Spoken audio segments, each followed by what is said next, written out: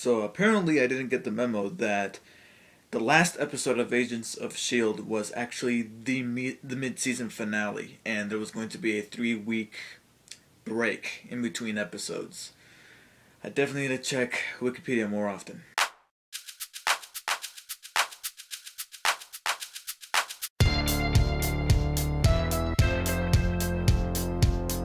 But hey everyone, Davey here. I am back reviewing Agents of S.H.I.E.L.D. with what could be considered the mid-season premiere of Agents of S.H.I.E.L.D. entitled The Magical Place. And of course this goes without saying, but if you have not been watching Agents of S.H.I.E.L.D. up until this point, then what are you doing here? But here's your warning, spoilers for this episode as well as the previous episode are going to follow in this video. And this is part 2 of the 2-episode story arc revolving around Michael Peterson and this whole thing with Centipede and what they want with Coulson and trying to extract the big secret behind Coulson's resurrection in order to harness whatever made him come back to life and put that into their soldiers. And it's exactly just that. It's more of a continuation of the previous episode, more so than a standalone plot-driven episode. And I will admit that it's actually a bit lackluster compared to the previous episode, because the episode starts off with S.H.I.E.L.D. going one way and the rest of the team going another, and they both have the same goal to get Coulson back, and they try their best to defy the orders of Agent Han, who becomes an acting Coulson. She's in charge of the whole plane, the S.H.I.E.L.D. plane, while Coulson is away. And she's actually a returning character from the Hub, but beyond that, she's actually a character from the comics, and I was actually surprised by that. But whereas I thought that the rest of the team working with each other to get Coulson was pretty decent, I thought that the whole thing with Skye was very implausible and very silly. I didn't buy it for 1 second. And even though I just said that it was pretty decent to see the team work together and defy orders in order to get Coulson, I did think that it was a little weird that some of those characters were acting like they have known Coulson all their lives, and they're like, especially Fitz, who was like, we will do what it takes, even kill, to get Coulson back. And I'm like, dude, you met him like a few weeks ago in terms of the time span of the season so far. They must have met just weeks ago. It hasn't even been a few months, and you're already willing to kill for this guy?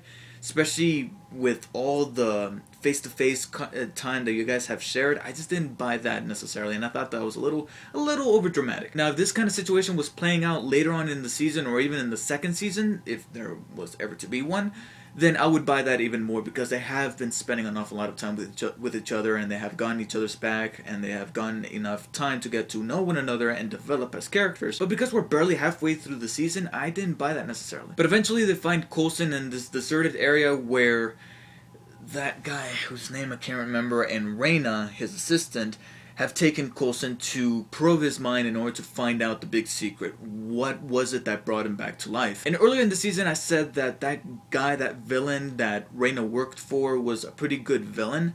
It was in this episode where I did feel like it was a little mundane. I mean, the show is not ballsy enough to show him smoking a cigarette or taking an alcoholic beverage, so what do they have him do? Eating an ice cream cone. I was like, wow, that's very Disney. And he ended up coming off as bland like everybody else was saying he was. I really appreciated him in the previous episodes, but it was in this one where I was like, didn't really care for much. And apparently the show thought the same thing, because they offed him just like that. So now Reyna's in charge, and she convinces Coulson to use that little animus thing. I mean, when that thing got introduced and they were talking about what it does, I was like, that is a straight up ripoff of an animus from Assassin's Creed. It does the exact same thing. But she convinces Coulson to use it, and it is here where we finally figure out what happened to Coulson.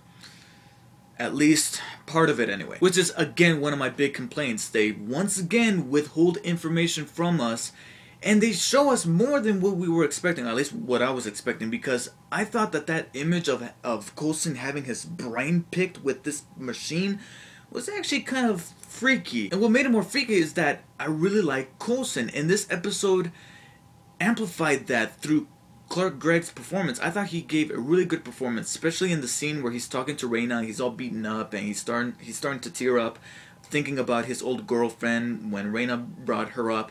And I thought that was a really pivotal and emotional scene, and it really made me care for Coulson even more. And like I said, that's thanks to Clark Gregg's performance.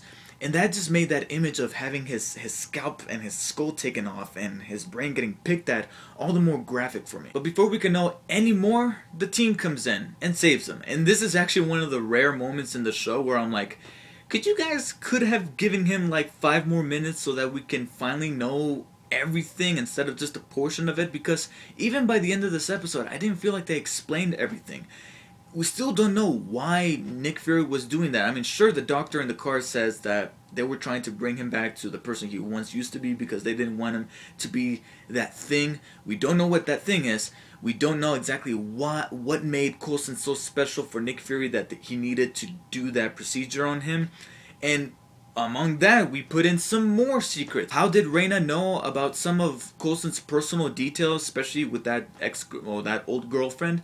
So this episode, like I said, I understand that they're keeping their secrets close to the chest because they want to spread them out through the entirety of the season and perhaps the second season if that gets greenlit. But we're already halfway through the season. I think it's safe to go ahead and just lay it on out there in terms of Coulson. I mean, sure, there's other opportunities to explore with in terms of the other characters and know some of their backgrounds and some of their secrets, but with Coulson, I think it's time to go ahead and lay it out there and then see how Coulson takes this and explore as a character and develops as a character. I would really love to see that for the entire rest of the season, rather than for the show to just tease us with more and tease us with more. It's like a girl to the male species that does nothing but tease but never really puts out. You're like, well, then why am I here? I know that sounds a little shallow, but I'm hoping it's a good analogy for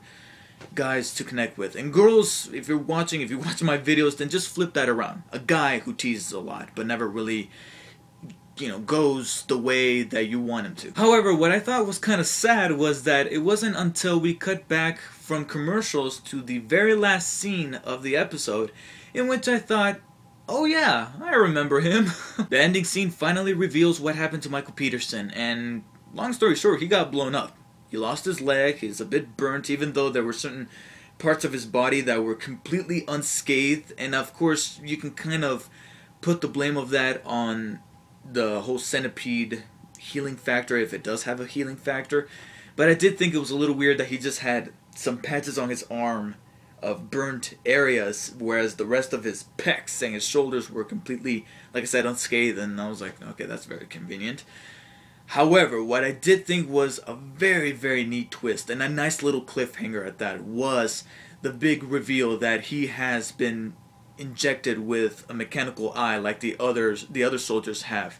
When he looks at the mirror and the little text appears, I was like, that was a genuine dun dun dun for me. One that I have not seen in the show in a really long time, probably since Walking Dead or Breaking Bad, but in a ABC show and an Agents of S.H.I.E.L.D. at that, I thought that was actually a neat little cliffhanger. So overall, I thought that this was a good episode, but it definitely had several flaws that kept me from fully enjoying the episode, and I just felt like they fumbled a little bit in this one. But it did its job, and we did get some really redeemable qualities, such as some further insight into what happened to Coulson, a nice little cliffhanger at the end, like I just said. And I did enjoy seeing the team work together for a common cause, even if some of it didn't feel too real. And like I said, Sky's whole little plan to help, nonetheless, was just very, very, I don't know, I really did not like it whatsoever. So for that, I'm going to go ahead and continue with my new rating system. It's going to be a little bit difficult with a TV show because it is episodically, so there's different things to consider, but I think it wouldn't be fair to give decimal ratings to TV shows, but movies and games still get a solitary number rating. So I'm going to go ahead and give The Magical Place a 7 out of 10.